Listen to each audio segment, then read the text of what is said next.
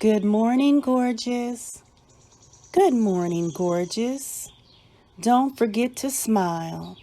As you look radiant as you are the queen of your Nile, wake up, beautiful.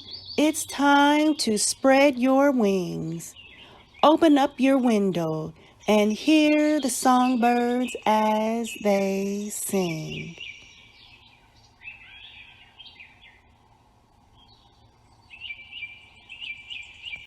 Welcome to Good Morning Gorgeous, your Saturday morning dose of inspiration. I am Sharonda Steele, And and I'm yours truly, Larissa Williams. I am excited. I think I always say I'm excited when we have a guest, but that's because I really am. Like we've had some incredible guests on this podcast so far. I am so excited about everyone out there, whether you're watching in or listening in, to hear from all of these. I mean, we just had some really amazing folks on here, and today is no different. We have the Tiffany Storey, who is here with us today, a woman of many, many talents, and she'll share some of those. Now, one of which been an incredible voice. She has an incredible voice. I love hearing you sing. Look at Great, that thanks. face you're making. I love it. But she's gonna talk to us a little bit about what she does as a counselor. And from what I understand, her and her husband, they've gone into business together and they have a lot of great things happening in Birmingham, Yep. Alabama. I've been there before with you. My first time ever going, I was actually with you. Yeah, so So random. I know. So welcome, Tiffany. So glad to have you here today. Thank you. I Thank was, you. as soon as you popped up, I'm like, hey, I feel like we haven't seen each other like this in a while. Even though you Mm-mm. called and checked on me and we talked, Mm-hmm. about 2 years or so ago, but I It know was that's two so years bad. ago. That's so bad.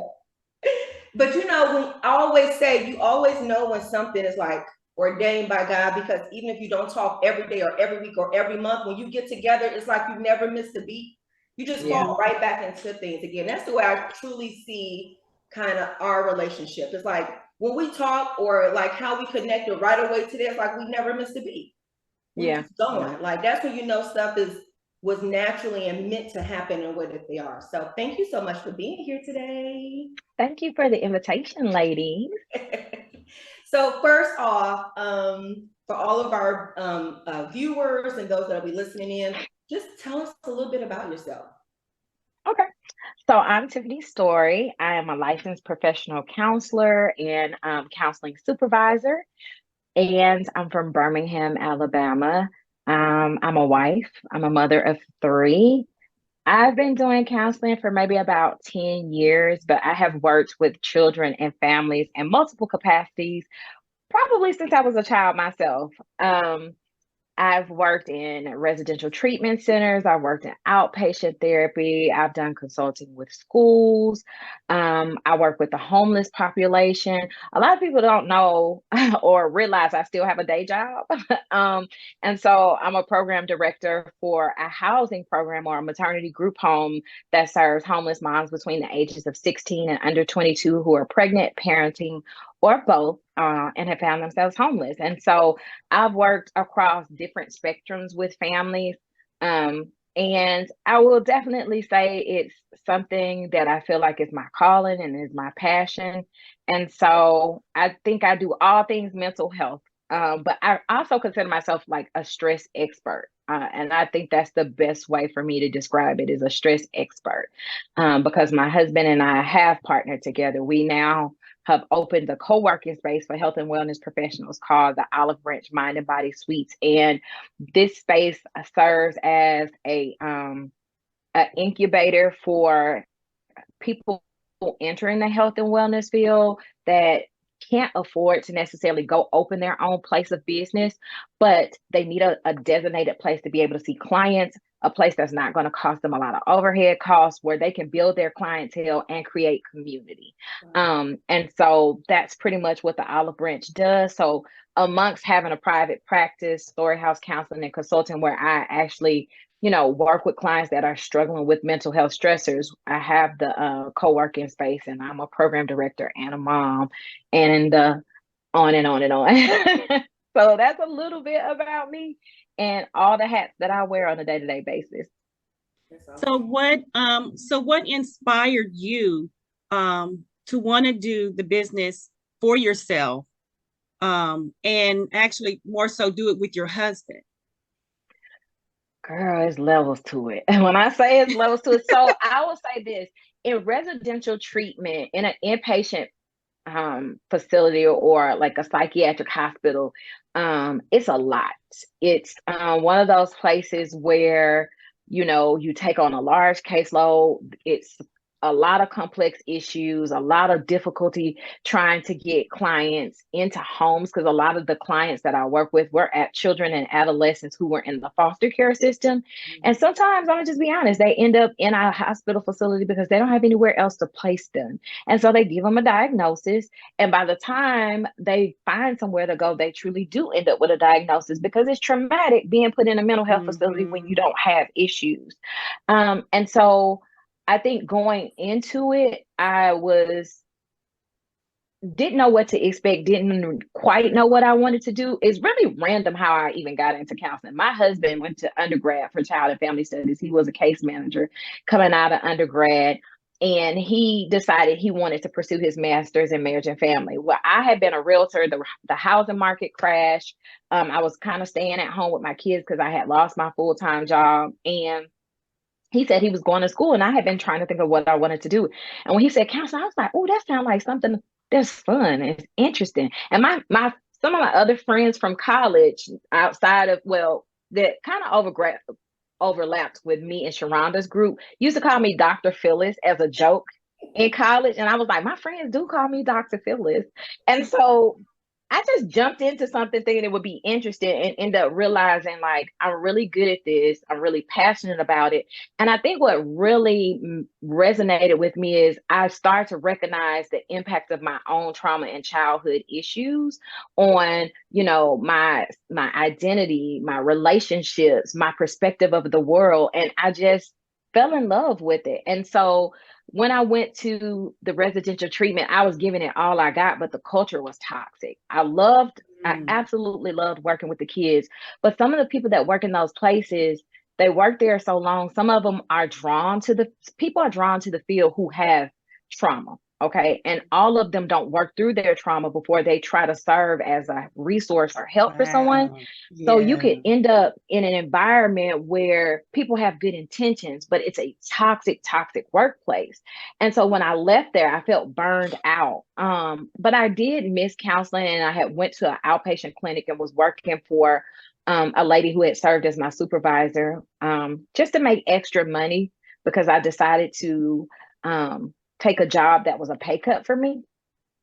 But my private practice really came out of, I missed counseling. I wanted to do it on my own terms.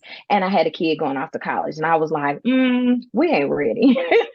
My kids are back to back. And so I was just like, this is another way for me to bring financial support into the house, because me and my husband had already started pursuing our co-working space. And I was like, he's not going to be able to carry this load by himself, and nor should I expect him to when we have 3 kids that will literally be going to college back to back. So it was kind of, you know, layered as to why I pursued it, but it has been a beautiful, beautiful process. Yeah.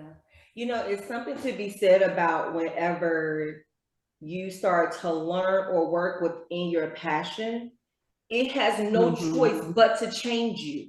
Yeah. If you're really truly serious about it, it will change you. It changed the way you think, the way you behave. I tell people all the time, when I decided to go back and become certified as a life coach, I've always been that person, much like you, that people will come to for advice, they want to talk to. And when I started going through my program, I realized, man, you've been doing this all wrong in my mind. But it made me become more of a student of the work. And I had no choice. Like, it literally changed me inside out. And I didn't realize that's what it was doing until I actually started seeing the result. Like, wow, like my entire mindset changed once I started really studying and developing who I would become as a life coach. So you have no choice but to change. Yeah, and I think for me, even going further than that, my conversations with my mom started changing. The way that I viewed my family dynamic started changing. But because I think I'm a little bit of a perfectionist, right? I'm a little bit of that, right? And so because I think I had that, I wanted to be the best version of myself that I could be because I had that little perfectionism. But in the process, I think I've learned to heal from a lot of things.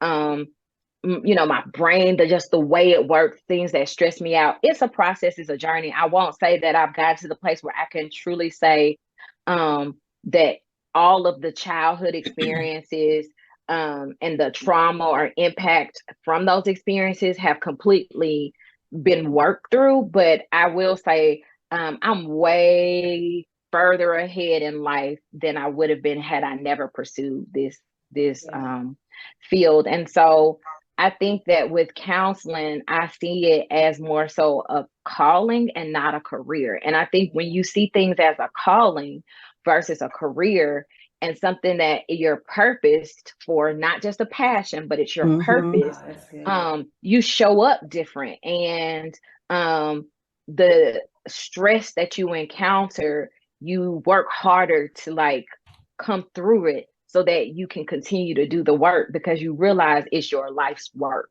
And so I think for me, that's what counseling is. Counseling is the purpose I was being called for, but didn't realize because I just haphazardly was like, oh, this seems cool. I'm gonna learn something. I always like people. Like it was so random. I don't advise that. But hey, however you find your purpose, I don't think that it's unintentional. I think that God knows just what he's doing when he allows us to stumble into things, and we have to just be open and willing to go through the process. So that's kind of how I feel about counseling. It's a purpose, not just a passion. It's what I was designed for. That's so good. So And good. do you find yourself because you're in that place and that space where you have defined it as your purpose, do you find yourself reacting totally different to situations now than you had in the past?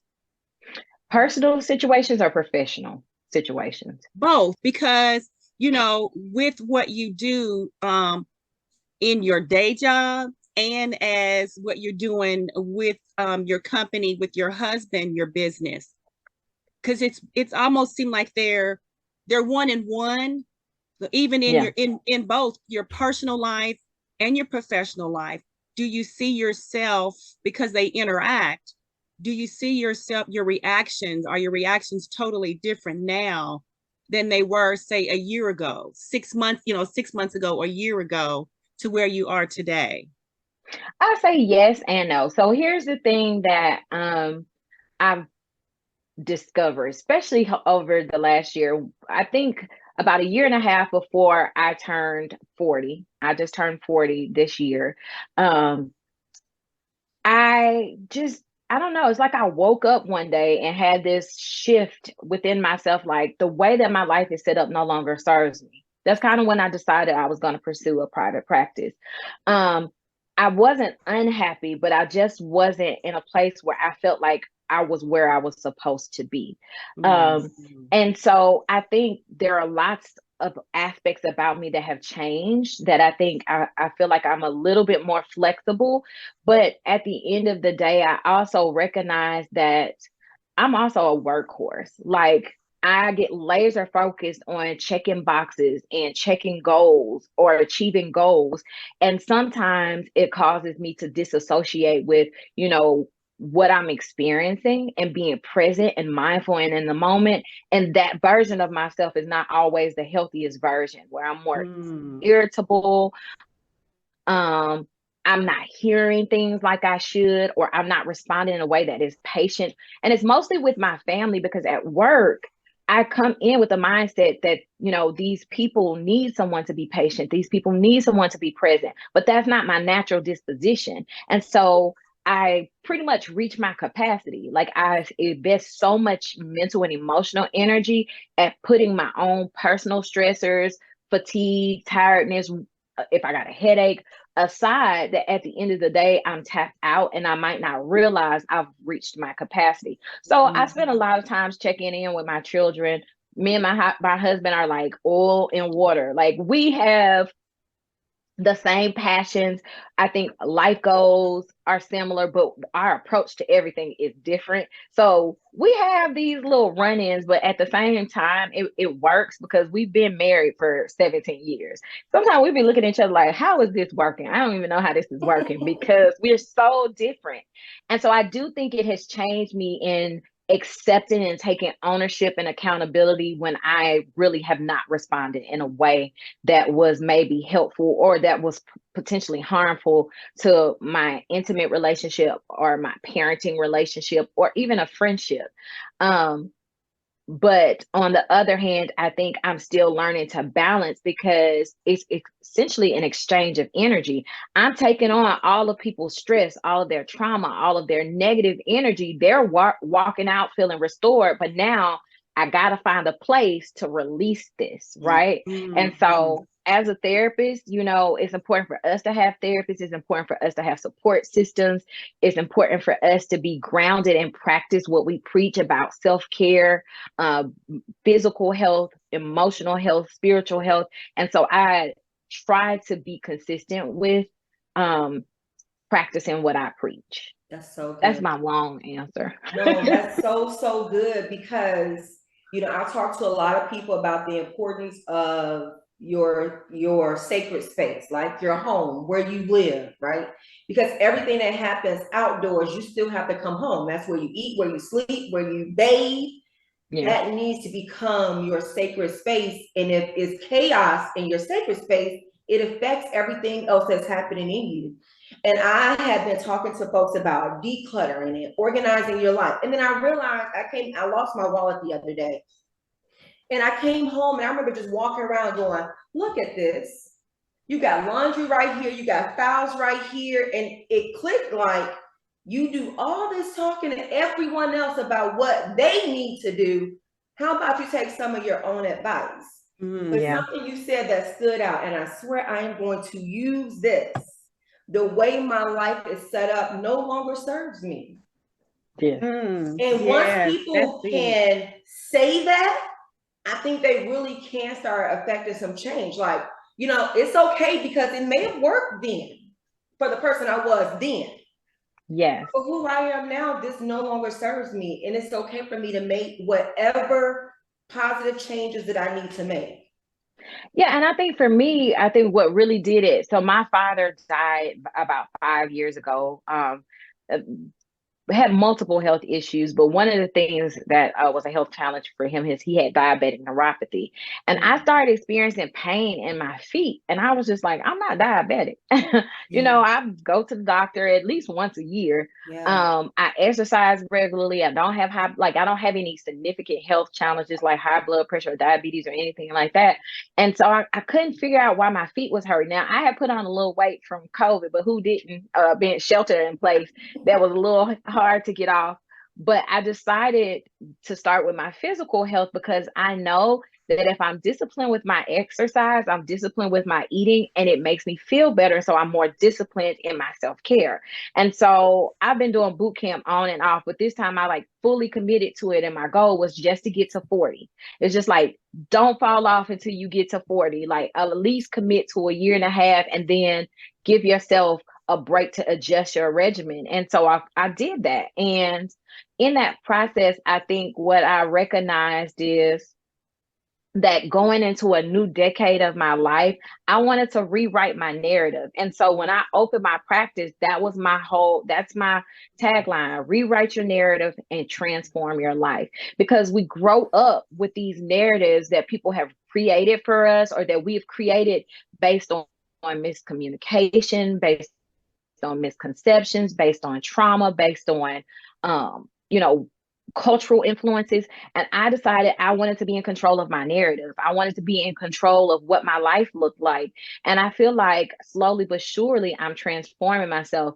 And I think what's important for people to realize with our brains is that there are certain experiences and positive experiences, positive relationships that literally will cause your brain to rewire and create new neural pathways for the way you process information. Mm-hmm. And so if you're intentional and you really do the work and unpack all of that trauma and all of those negative experiences and all of the negative self-talk, your brain will literally rewire to default a different way. So if you have been defaulted as a pessimist because of your life experiences or because of, genetics and all this stuff, you literally can change the way that your brain works. Right. And so that's my journey and my mission, not just for myself, but in my practice, is to help people reclaim their time, like Maxine Waters said, reclaim their narrative and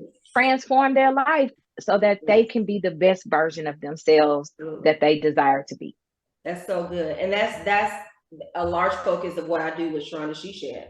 And what I like to say is, change your mindset, change your life. We don't realize how powerful our brains are and how easy, though, it is to reprogram and do something different. You really, really, truly can. But you have to be willing and to put in the work, and you have to be serious about it.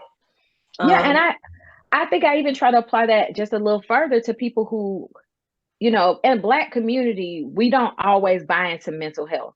We're afraid to go to someone because we're worried they're going to tell us we're crazy. But what if you are? Like, what if you are not mentally well, right? But the thing that I try to preach to them is, we always quote the Bible like faith without works is dead. Well, we can believe that God has given an optometrist the ability to help you heal your eyes or clear your vision. We can go to the foot doctor, the heart doctor. But the one thing that really determines whether we're alive or not, because think about it, when a person is on a ventilator and their lungs are their lungs are taking air, their heart is pumping blood, they're considered alive, right? But when the brain dies, if the brain loses activity, they recommend that you terminate life because there is no one present. And so the one thing that determines whether we're alive or whether we're dead is our brain. And it's the one thing we neglect. And so I tell people, mental health counseling is the worst. Faith is believing that God is going to heal you and change you. But going to someone who God has gifted with the capacity to help you navigate that trauma, that's the work. And faith without works is dead. Yes, come through. That's so good. Like, I think that every time we have someone on, I get all these little nuggets that just make me so excited. I'm always taking notes, like, because I think that, and I don't think I've never been one to have a stigma on like counseling, but it's important to take care of that part of your health. Because I've heard others talk about it in a negative way. Or growing up, you would hear family go, what happens in this house stays in this house. Yeah. And it creates that toxic trauma that we all have just grown up with. And I think only to recently are we speaking out more to say, no, it's okay to go and see someone. Like, that's why they're here. And to have more people in a space that look like us, it helps just that much more to know that I'm going to someone that can understand what I deal with, or to a certain extent at least, and feel that level of being comfortable to be able to be fully present and open about what's happening. Our final question to you is, from your experience of starting your own business and now knowing that that's not just your full-time business, but based even on, your full-time job, what experience would you like to share with our viewers or our readers today?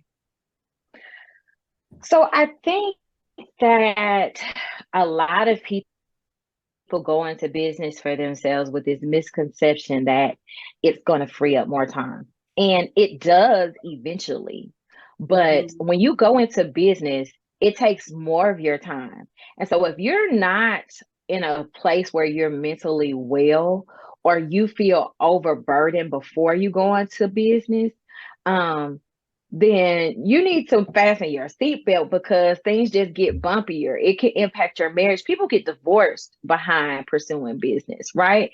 But also making sure that you find a resource that helps you understand how to properly establish your business.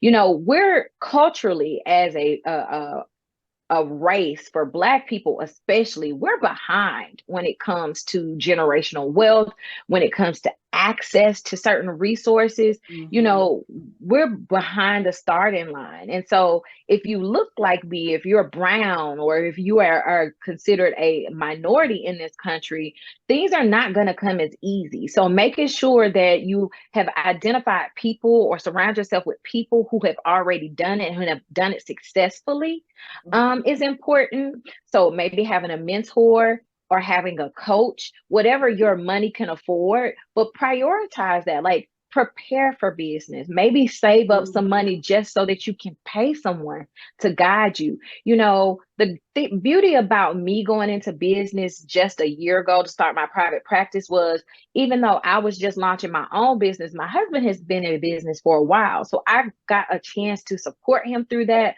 You know, everybody sees his face, but I am in the background helping him with making decisions, and, you know, putting together manuals, or his website, or helping with, you know, processing payroll. But he's the face of his business, but it allowed me to learn a lot of lessons so that when I could start my business, I could go right in and be Yeah. successful. You know, I think it also helped that I went to school for business. I got a bachelor's degree in business administration with an emphasis on management. So I had already a great foundation, but most people go into business, and they go into business because they're good at what they do. But just because you're a good hairstylist, or a good massage therapist, or a good esthetician, or whatever you do, does not make you a great business person. Right. And so if your credit is bad, if you can't manage your home finances, what do you think happens? And I tell people, it's really crazy that we approach solutions from the same brain that created the problem. Oh gosh, that's so And good. so I know. And so sometimes you have to make sure to go outside of yourself to help someone, to get someone to help you with the solution. So if you go into business, prepare, save money. Just don't jump into business. Don't assume that just because you're good at your craft that you're going to be excellent at business. If you don't have a natural knack for math, or budgeting, or organization, you can't even keep your closet clean, Right. then Right. you need to Right. solicit. Exactly, you need to solicit some help. And then the other thing is understanding that sometimes your clientele will change. The same people that supported you when you were an employee may not support you when you're an employer. You Yeah. know, and so Mm. um it's important to be able to take your feelings out of the way, because they may have been attracted to you in that space, but when your space changes, the vibe of what you do changes. And so that may not always work for people. And Right. then the last thing is, don't undercharge. You know your worth. Set your price, and your Absolutely. price is your price. Sometimes, especially us as minorities, we start off offering things cheap because we want to get people interested. Yeah. That's fine to give away things or offer discounts, but let people know this is a discounted rate so that you can sample my service, but this is my price. And don't change your price, because I know my worth. I know my value. I worked hard. I put a lot of thought and intentionality to showing up in therapy, and I expect to be compensated for it, Yeah. because you're compensating me for my time and for my expertise. Yeah. You may be the Mhm. expert on you when you come into therapy, but I'm the expert on the strategy to help you get to the place of being a Yes. better you. Amen. Yes. So good. Amen. Yeah. Man, girl, You're that so is funny. so good. Oh my God, so good. Yeah, I think, the space that we created with the olive branch, that is one of our missions, is to help people really understand what it looks like to go in business. We've had to overcome a lot of barriers. And so people see the success we have now, but they don't see all the things on the back end, all the hurdles we had to overcome. And so, I think I'm really passionate about it because I've watched my husband hire people who feel like he's not paying them enough, or, feel like, oh, well, you trying to slide me. And it's like, okay, you can do this on your own, but just know that these are all the expenses that come with it. People literally lose their houses, cars, and everything behind business. So, I want to make sure that people truly understand that you can't go into this completely ignorant of what it takes, because you can literally lose everything you worked so hard for prior to entering into the business world.